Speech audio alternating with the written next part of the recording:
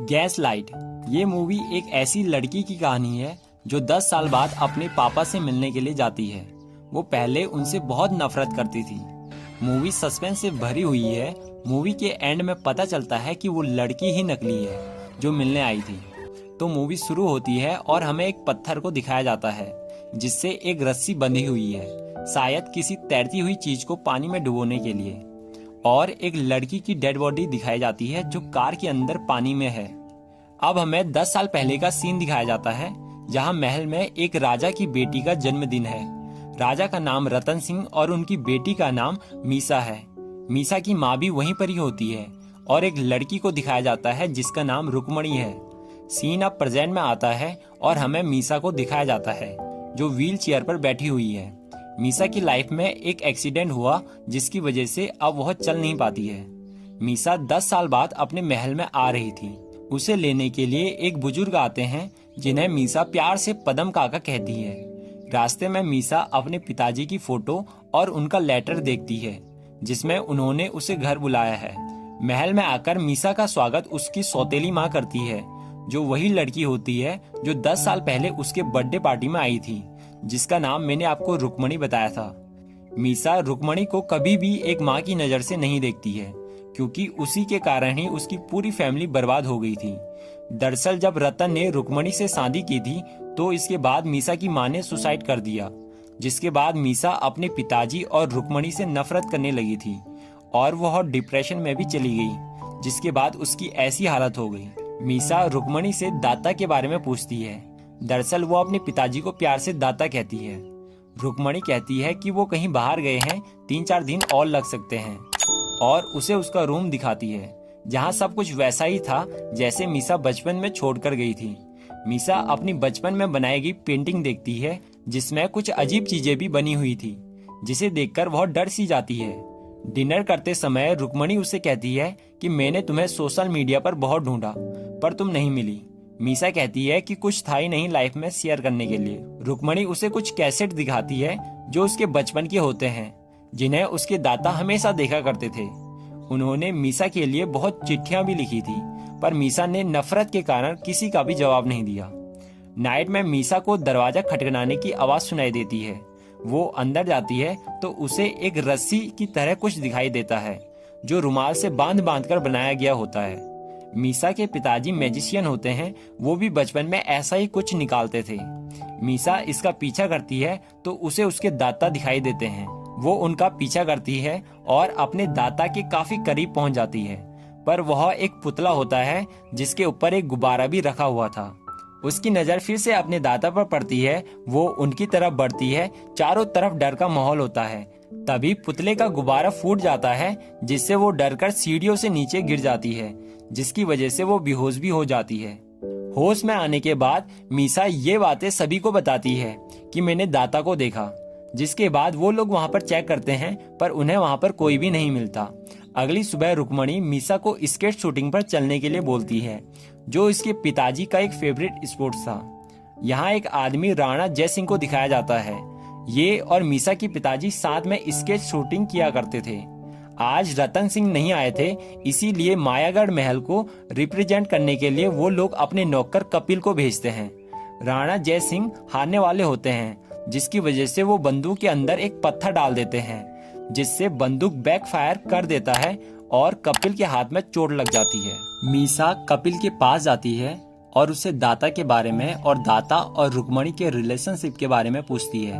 यहाँ पर कपिल कहता है कि मैं कुछ दिनों से बाहर गया था, मुझे इसके बारे में कुछ भी नहीं पता, और दाता साहब के इतने करीब होने के बावजूद भी मैं उनकी निजी लाइफ से कोसों दूर हूँ। नाइट में मीसा को पियानो की आवाज आती है। वो उसके पास आती है तो पियानो बजने बंद हो जाते हैं और बगल के रूम में उसकी बचपन की कैसेट चलने पर लग जाती है अपने आप। उसमें उसके पिताजी उसे हाथ देते हैं। मीसा भी हाथ आगे बढ़ाती है पर तभी उस प्रोजेक्टर में से एक हाथ बाहर आ जाता है जिससे मीसा काफी डर जाती है। वो ये बात सभी को बताती है पर कोई भी उसका यकीन नहीं करता। मीसा एसपी अशोक से मिसिंग कंप्लेंट लिखने को बोलती है पर वो मना कर देते हैं क्योंकि राजा रतन पहले भी ऐसा कई बार कर चुके हैं। पर बाद में पता चलता है कि वो किसी रिजॉर्ट में अपनी नई सहेली के साथ हैं। पर मीसा के फोर्स करने के बाद वो कंप्लेन लिख लेते हैं। अगली सुबह रुक्मणी और मीसा एक मंदिर जाते हैं। वहाँ मीसा को एक अजीब लेडी दिखती है। वो उससे बोलती है कि वो मर चुके हैं, पर वह तुम्हें पुकार रहे हैं, उनकी आत्मा भटक रही है। तभी वहाँ रुक्मणी आ जाती है, जो मीसा को अपने साथ घर लेकर आ जाती है। घर में आकर मीसा उसी औरत के बारे में सोचती रहती है, जिसके बाद वो कपिल से बोलकर उस औरत को घर में बुलाती है। घर में आकर वो औरत कुछ जादू टाइप का करती है और मीसा से अपने दाता को पुकारने के लिए बोलती है, जिसके बाद दाता की आत्मा उस औरत में आ जाती है, जो मीसा को यहाँ से भाग जाने के लिए बोलती है। तभी रुक्मणी आ जाती है, जो उस औरत को वहाँ से बाहर निकाल देती है। इस बात से मीसा को काफी गुस्सा आता है और वो औरत जाते जाते उससे बोलती है कि आज रात वो तुझसे जरूर मिलेंगे। अब नाइट में मीसा को कुछ आवाजें सुनाई देती है, जिनका पीछा करते करते वह कुछ गाड़ियों के पास पहुंच जाती है। वहां एक गाड़ी की लाइट जल रही होती है।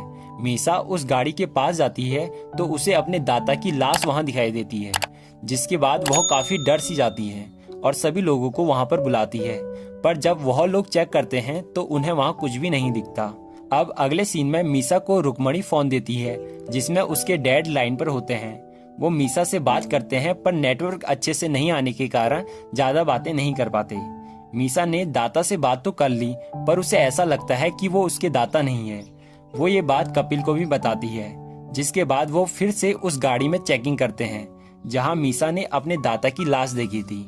यहाँ उन्हें दाता की एक अंगूठी भी मिल जाती है, जिसके बाद मीसा को शक हो जाता है कि रुक्मणी ने दाता का खून कर दिया है और वो मुझे कंफ्यूज कर मेंटली पागल साबित करना चाहती है। यहाँ पर कपिल मीसा को राणा की पार्टी में चलने के लिए बोलती है, जो राणा ने उन्हें कुछ दिन पहले बुलाया था, ताकि वहाँ से कुछ पता चल सके। पार्टी में कपिल मीसा को बताता है कि एसपी अशोक और रुक्मणी का चलता है, ऐसा कुछ लोग कहते हैं। यहाँ वो रुक्मणी और राणा जय को भी अकेले बात करते देखते हैं। राणा जय को रुक्मणी के कुछ राज पता थे, जिसकी वजह से उसे एक पैसों का बैग रुक्मणी देती है। राणा जय वहाँ से निकल जाता है। मीसा और कपिल भी इसका पीछा करते हैं। वो देखते हैं कि राणा किसी को ये पैसे दे रहा है, पर वो लोग इसे बहुत मारते हैं और वहाँ से निकल जाते हैं। मीसा और कपिल राणा के पास जाते हैं और उसे बताते हैं कि राजा साहब मर चुके हैं। इस पर राणा बोलता है कि वो बुढ़ा ऐसे नहीं मर सकता। हमने महल बनाने का सोचा है, जिसके लिए मैंने 50 करोड़ का लोन निकाला है। अगर वो मर गया तो पेपर पर साइन कौन करेगा? पर उसे ख्याल आता है कि मीसा भी तो साइन कर सकती है। कपिल बोलता है कि तुम्हें रानी के साइन चाहिए होंगे। यहाँ पर राणा बताता है कि कोई भी रानी नहीं है, वो किसी दूसरे का बच्चा लेकर घूमने पर लगी है, और अगर बच्चा राणा साहब का होता तो वह ढिंडोरा पीटती। इसी के साथ वो दोनों भी वहाँ से आ जाते हैं। अब उन्हें ऐसा लगता है कि ये बच्चा शायद एसपी अशोक का होगा। यहाँ पर कपिल और मीसा राणा साहब को याद करके काफी इमोशनल भी हो जाते हैं और एक दूसरे के काफी क्लोज आ जाते हैं। उसी रात को कोई राणा जय को बड़ी बेरहमी से मार देता है।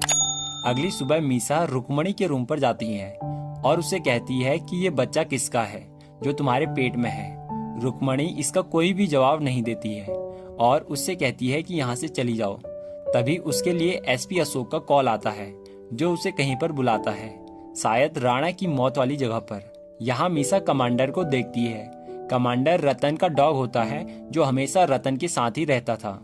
मीसा वो अंगूठी कमांडर को सुंघाती है, जिससे वो भौंकने पर लग जाता है। मीसा इसे खोलने को कहती है, जिसके बाद कमांडर सीधा उसी गाड़ी के पास जाता है जहाँ से अंगूठी मिली थी। फिर सूंघते हुए एक पूल के पास जाके भौंकने पर लग जाता है। मीसा पदम काका से पूल में जाकर चेक करने को बोलती है और कपिल को कॉल कर उसे भी वहां बुलाती है। पूल में एक पत्थर पर जंजीर बंधी होती है। पदम काका उसे खोलते हैं तो लाश अपने आप ऊपर आ जाती है। वो लाश मीसा के दाता की ही होती है। तभी वहां कोई आ जाता है, जो मीसा को बेहोश कर देता है। मीसा जब होश में आती है तो वह अपने आप को एक कार में पाती है और ड्राइवर की सीट पर पदम काका बेहोश पड़े होते हैं और कपिल उस कार को अब नदी में फेंकने वाला होता है। तब उसे सब समझ में आ जाता है कि ये सब कपिल ने ही किया है। वो पुतला, वो लेडी सब नकली थे। कपिल उस कार को नदी में फेंक देता है। मीसा निकलने की बहुत कोशिश करती है, पर नहीं निकल पाती। रुक्मणी के लिए कपिल का कॉल आता है, जो उसे बताता है कि काम हो गया है। अब सीन पास्ट में शिफ्ट होता है और हमें कपिल और रुक्मणी के रिलेशन के बारे में पता चलता है। एक दिन रतन सिंह उन्हें नंगे हाथ पकड़ देता है, जिसके बाद वो इन्हें मारने पर लग जाता है। इसी में ही कपिल रतन सिंह को मार देता है और बॉडी को प्लास्टिक में लपेटकर पूल में डाल देता है। अगली मॉर्निंग एसपी अशोक मीसा के बारे में पूछता है, जिस पर रुक्मणी कहती है कि वो कल रात को वापस लौट गई, पर उसे छोड़ने गए पदम काका भी वापस नहीं आए। अशोक छानबीन करता है तो उसे वह गाड़ी मिल जाती है, पर उसमें केवल पदम काका की ही लाश होती है, जिससे कपिल और रुक्मणी टेंशन में आ जाते हैं। अब रुक्मणी को डॉक्टर शेखावत बताते हैं कि मीसा तो 1 हफ्ते पहले ही मर चुकी है, उसने सुसाइड किया था। तभी वो उसी लड़की को देखते हैं जो मीसा नहीं बल्कि फतिमा होती है। फतिमा रुक्मणी को बताती है कि मीसा मुझे एक हॉस्पिटल में मिली, वो पूरी तरह डिप्रेशन में थी, उसकी तबीयत भी बहुत खराब रहती थी। मैंने उसे डिप्रेशन से बाहर निकाला और उसके दिल में दाता के लिए जो नफरत थी उसे खत्म किया। फिर एक दिन वो अपने दाता से मिलने के लिए तैयार हुई, पर उसके दाता उससे मिलने के लिए नहीं आए, जिससे उसे ऐसा लगा कि उसके दाता उससे प्यार नहीं करते।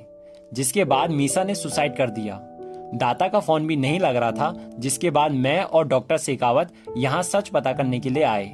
तभी वहाँ कपिल भी आ जाता है, जो डॉक्टर शेखावत के सर पर मारता है, जिससे वो बेहोश हो जाते हैं। फिर वो फतिमा को मारने के लिए जाता है, पर वह भाग जाती है। रुक्मणी कपिल को रोकती है, पर जब वह नहीं रुकता तो वह गोली चला देती है, जो उसके कान पर लगती है। कपिल रुक्मणी को समझाने की कोशिश करता है कि अभी भी कुछ भी नहीं बिगड़ा, ये पूरा महल हमारा हो सकता है। इसी में ही एक गोली रुक्मणी के पेट पर भी लग जाती है, जिसके बाद वो भी मर जाती है। फतिमा कहीं से एक गन ले लेती है, पर कपिल भी वहां पर पहुंच जाता है और उससे वो गन छीन लेता है। पर जैसे ही वह गन चलाता है, बुलेट बैकफायर कर देती है, क्योंकि फतिमा ने उसमें पत्थर डाला था। शूटिंग में तो नकली गोलियां होती है, जिससे वो पहले बच गया था, पर इस समय उसमें असली बुलेट होती है, जिससे कपिल की यहीं पर ही मौत हो जाती है। इसी के साथ यह सस्पेंस थ्रिलर मूवी की एंडिंग होती है। आई होप कि आपको यह एक्सप्लेनेशन अच्छी लगी होगी। अगर वाकई में अच्छी लगी है तो एक लाइक, एक कमेंट और चैनल को सब्सक्राइब जरूर करें। मिलते हैं ऐसे ही किसी नए मूवी के साथ, तब तक के लिए बाय बाय।